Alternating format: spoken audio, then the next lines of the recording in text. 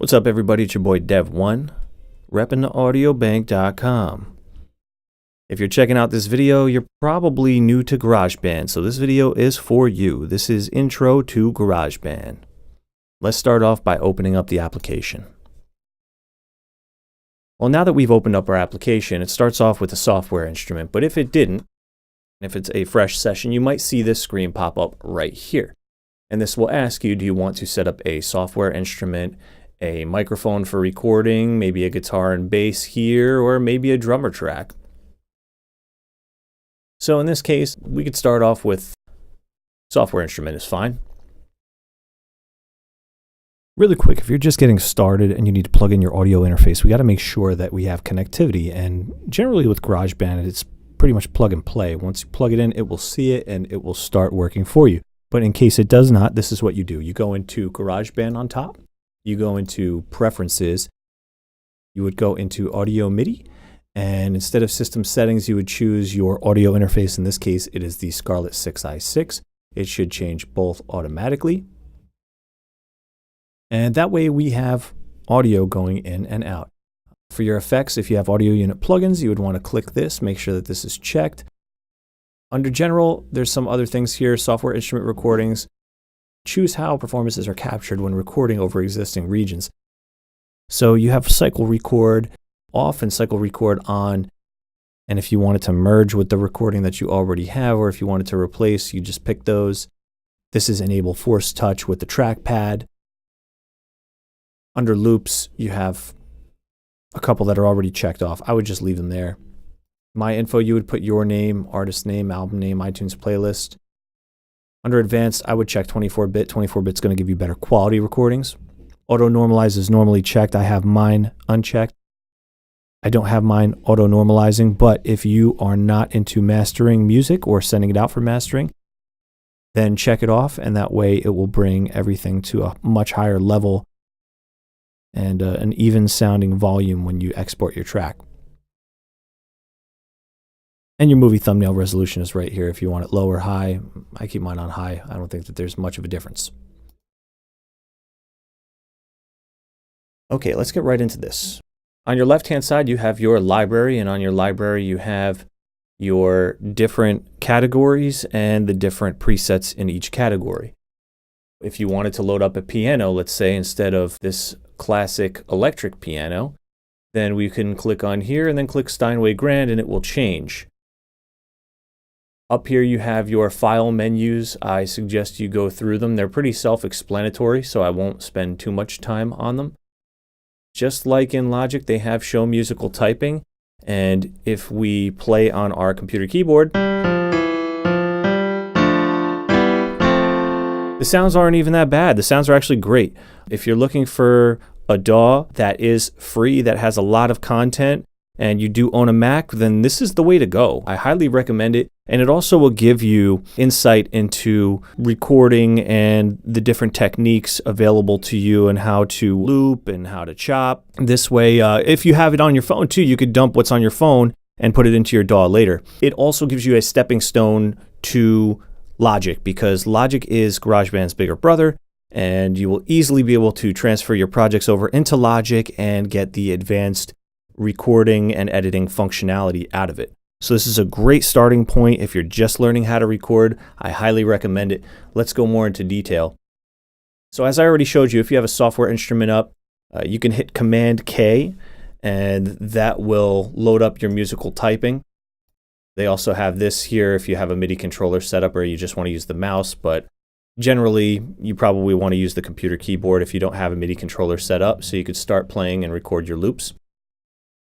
Up here on the control bar, you have your basic rewind, fast forward, back to the beginning, stop, play, and record.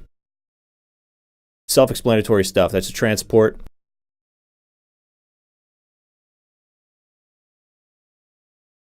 If you run your mouse over it, it will highlight and tell you exactly what the function is, which is pretty helpful. Up here, you have your display mode, so you have time or beats and project. I usually keep mine on beats and project. It's a little bit better. You have your beats per minute right here, so that is your tempo. Your overall tempo is going to be how fast or slow the track plays. You could just click and drag up and down just to make your tempo faster or slower.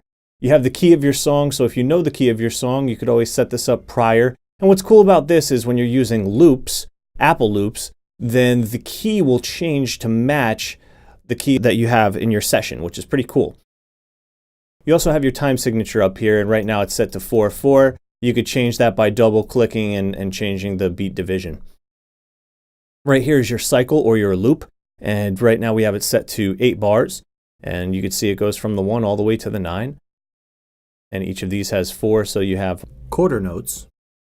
And you have, let's see, tuner right here. So if you have a guitar plugged in, you would be able to open up your tuner and you would be able to see. I would need an audio track. To create a new track, this is important. I'm going to click this plus sign, and let's just click for a guitar track because it automatically opens up an amp for you, which is nice. And then you can click on your tuner and you could see the key that it's in, and it will accurately tell you, so you can accurately tune your guitar to match with what's going on with software instruments. Make sure you're in tune with the rest of the track. Beautiful. To get rid of a track, just hit delete. You have your count in right here. That's the 1, 2, 3, 4, and your metronome right here. Your metronome is your click track, so if you need something to play along to, you just click it, and when you hit play or the space bar, it will count it off for you. You have a notepad here. You can put your lyrics right here or put notes if there's something you need to do with the song. You also have your loop browser right here, and you have your media bin right here. You're probably going to spend more time in your loop browser than anything if you're new to this. Right here you have your master volume level. You could pull it down or push it up if you have to. Over here, let's get back to adding tracks. I'm going to keep my loop browser open.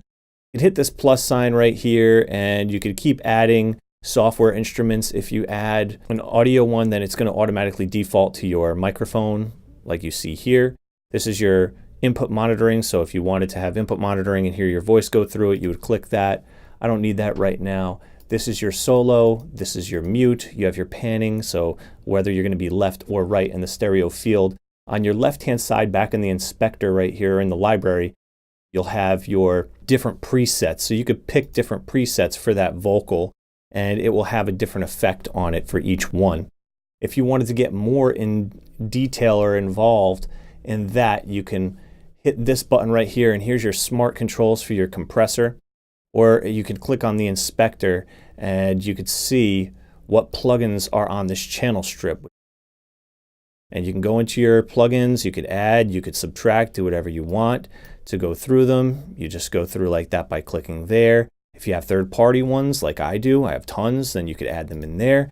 Your smart control is basically the main controls built into its own graphical interface that you can play around with and map to your control very easily.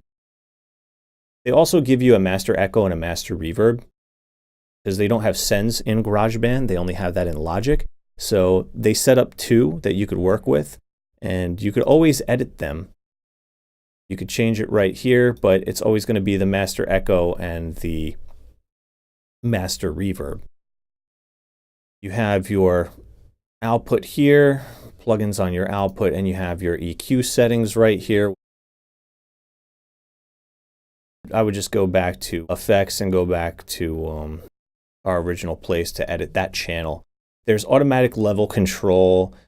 You could pick your inputs right here. I only have 2 inputs on this one. If you were getting feedback because you're monitoring in real time and you have speakers on, then put on feedback protection.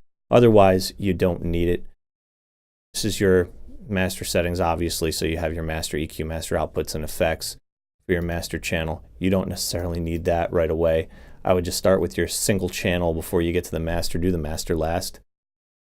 Unless you're putting a limiter on the master, that's always okay. Aside from that, you could also add a guitar track like I said before, and in your guitar track you have access to different presets, so that would be different amplifiers, different combos, and different stomp pedal effects. If we were to put this on, chicken pickin', for example, and it looks like this, then we would hit our inspector down here. And remember, we have the smart controls engaged up here. we can go to our pedal board if we want. And on our pedal board, you have all these different pedals you could add, you could subtract. To engage them, just push on them just like a real pedal, and you could manipulate them by clicking and just moving around the different knobs, which is really cool. The amp designer, same thing. You have all of your amp controls here. Even though they're on your smart controls here, you get more controls on the actual plugin, and you can move around the microphone and the sound field, which is cool. How far away, how close it is, and also the position left and right. In relation to the speaker that it's on. Right now, this is a Ribbon 121, which is an emulation of a Royer 121. You have different ones like a SM57 and a U87 and a C414. So you have different options available to you. It's really cool. You got so much you could do here. Your output, you have silver face, you have all these different things you could choose from. I can't go into each and every one, but I'm just going to go over them briefly. Over here, you have your editing area. So if we have audio in there, let's get out of the guitars for a second, go to audio. Actually, let's just drag in a loop. That's even better. So I'm going to find a loop that I like.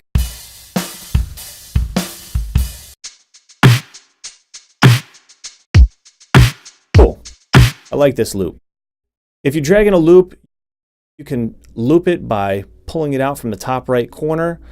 Or if you want to duplicate it so that you can manipulate each one, you can hold Option on your keyboard, click when you see the plus sign, move it over and let go of the mouse, keep holding Option, then let go of Option after it duplicates.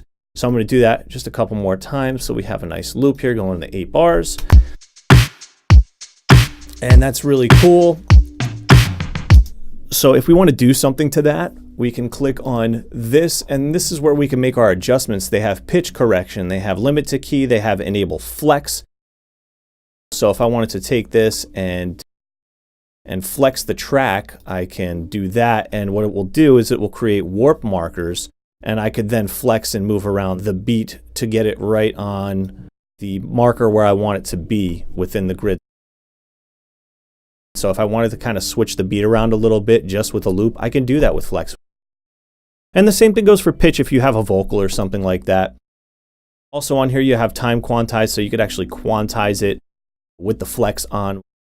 You have reverse playback, you have transpose, follow tempo and pitch, which is on by default.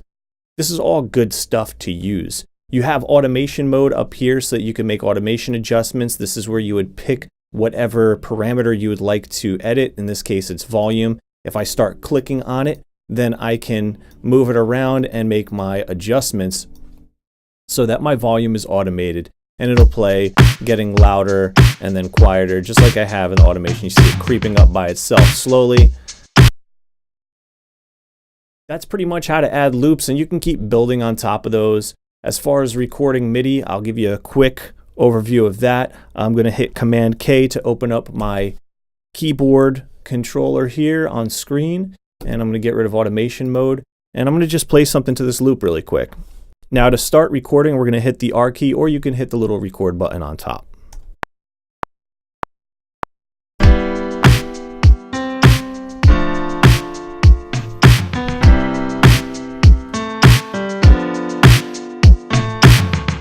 All right, so I only wanted 4 bars, and that wasn't great, and I got a bunch of notes wrong, so I'm going to double click on this. We're going to bring it back to the 1. Open up some screen real estate here, and I'm going to zoom out a little bit by holding Option and Command and pulling down on the wheel on my mouse here. It looks like it's a little bit off, so to quantize, what I'm going to do is I'm going to highlight all these. I could do that by clicking and dragging across them, or I could hit Command A. And I can hit Q, it's already on a 16th note, so I could do that to quantize my notes. And let's listen to it. Okay, I don't like that chord. I don't like that chord either, so I'm going to change the 2nd and 4th chord. So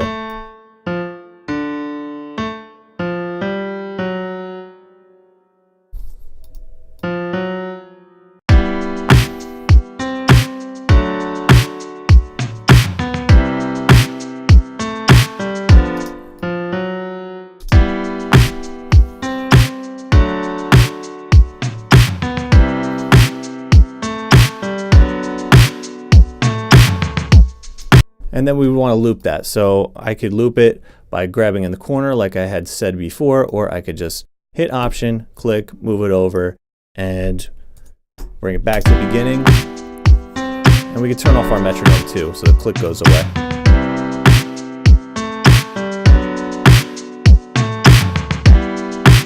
And you can see the automation is really causing some issues here.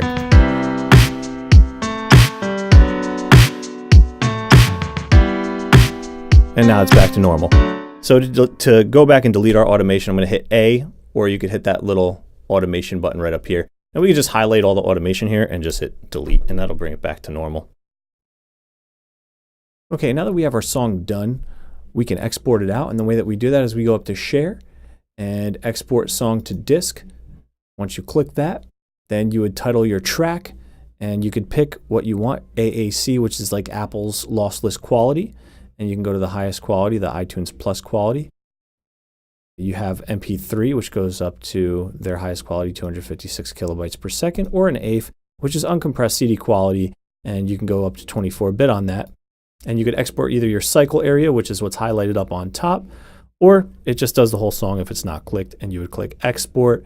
You save it to the place on the disk you want it to export to, and there you have it. That is how to export your work from GarageBand.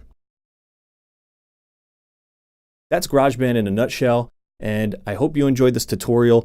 If it was helpful for you, please hit that like button. And if you'd like more great content from me in the future, then subscribe to the channel and hit that little bell that will enable notifications on your devices so that you can always be on top of the great content that we're adding on a weekly basis to the channel and whenever we go live, which will be after we launch the website, which is coming soon. So please stay tuned. We appreciate all your support. Your boy Dev1, and this video is brought to you by theaudiobank.com. Peace.